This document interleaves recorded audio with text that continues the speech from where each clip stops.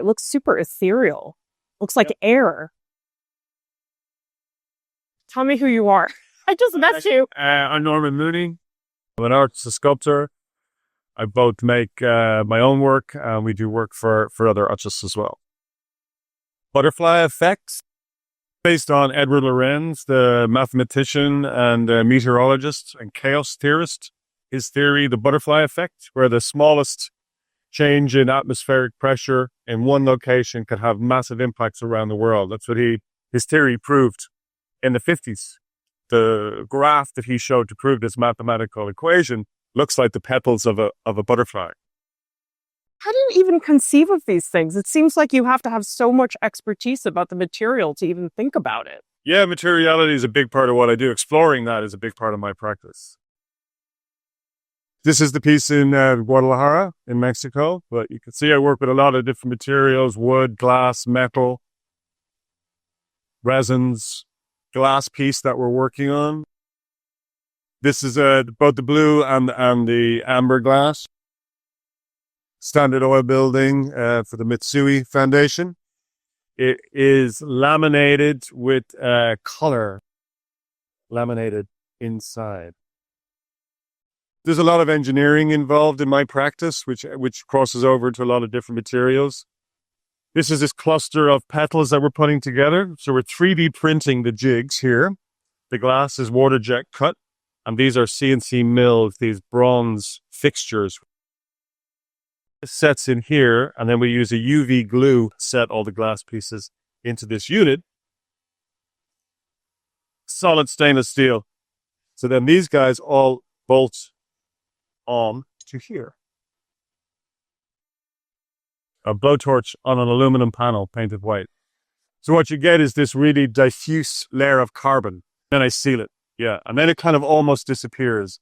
And then I repeat that process. It's a layering of carbon. How many layers?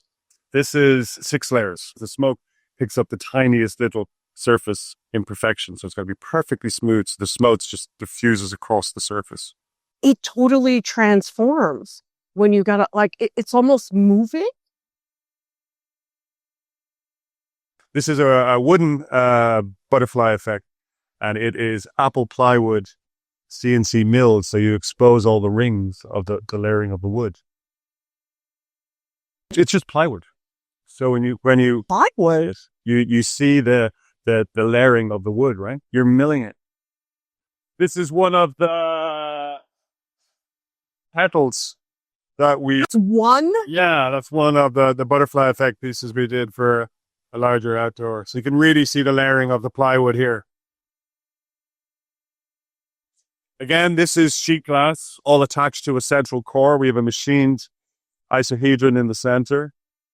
Well, we made a few of these and they broke. So this is just right on the edge of what the structure can support. It's very beautiful and fragile, and there's some tension in there. This is acrylic.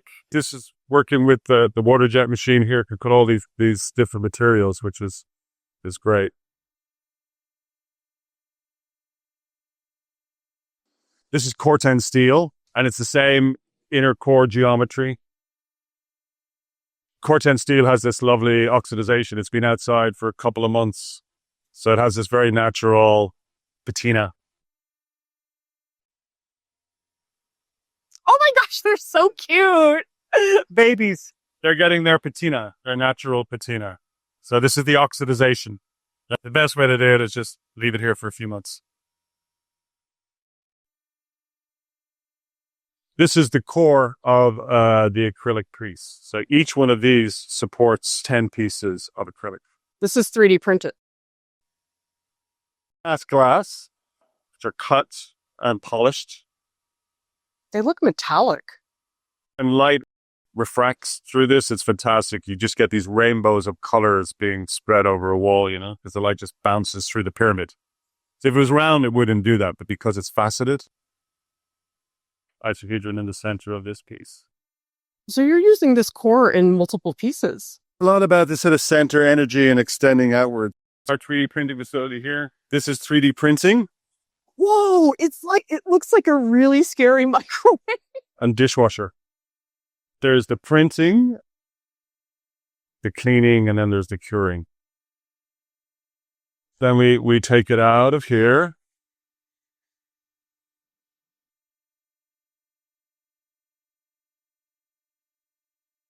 So we're going to do the raise. This is our rinse. And now it's going to wash? Now it's going to wash. It's like a little bubble bath. Oh, and then it closes. Wait, this is like a little city of 3D printed things? It is. Are these the metal? These are actually assembly jigs that we're printing to assemble a larger plywood bloom sculpture. So all of these attached to the central core. Those fit inside that? So this is one cluster. That's going to fit? Scale. Each one of these pieces that holds them into place. Holds them all so the geometry stays nice and tight. With big sculpture, they got to stand up, and when they're outside, they got to stand wind loads. This is our foray into functional objects. They're based on topographical maps.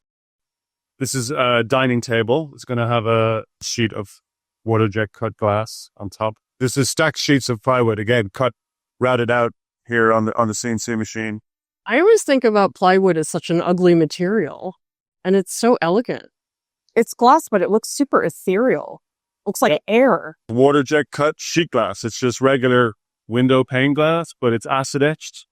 So you really, all that green that's in window glass, it really just exposes it. Is it sanded to be translucent? It is, yeah. It's regular window pane glass. Regular window pane glass, but how come it looks so good? That's the magic of art.